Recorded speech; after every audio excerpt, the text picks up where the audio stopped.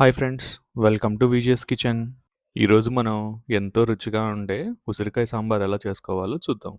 ముందుగా 4 పెద్ద ఉసిరికాయలు తీసుకొని వాటికి వీడియోలో చూపించినట్టు అన్ని వైపులా ఘాట్లు పెట్టుకోవాలి. దీనివల్ల ఉసిరికాయలోని పులుపు సాంబారుకి పట్టి రుచిగా ఉంటుంది. ఒక ఉల్లిపాయ, 2 టమాటాలు, 2 పచ్చిమిరపకాయలని సన్నగా తరుక్కోవాలి.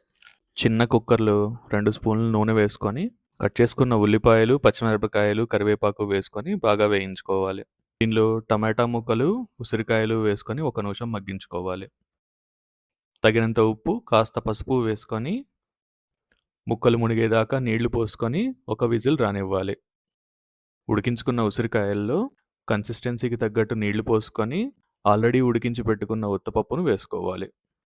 దీనిలో రుచికి సరిపడా ఉప్పు, 2 స్పూన్లు సాంబార్ పౌడర్, ఒక చిన్న బెల్లం ముక్క, రుచికి సరిపడా కారం వేసుకొని బాగా తెరలనివ్వాలి. చివరగా కొత్తిమీర వేసుకొని బాగా తెరిలిన తర్వాత దింపి పక్కన పెట్టుకోవాలి. చిన్న మూకుడులో 2 స్పూన్లు ఆయిల్ వేసుకొని నూనె బాగా కాగిన తర్వాత ఒక స్పూన్ ఆవాలు, కాస్త మెంతులు వేసుకొని ఒక ఎండుమిర్చి, కాస్త ఇంగువ వేసుకొని రెడీ చేసుకున్న తిరగమాతని సాంబార్లో కలిపేసుకోవాలి. అంతే అండి, ఎంతో రుచికరమైన ఉసిరికాయ సాంబార్ రెడీ.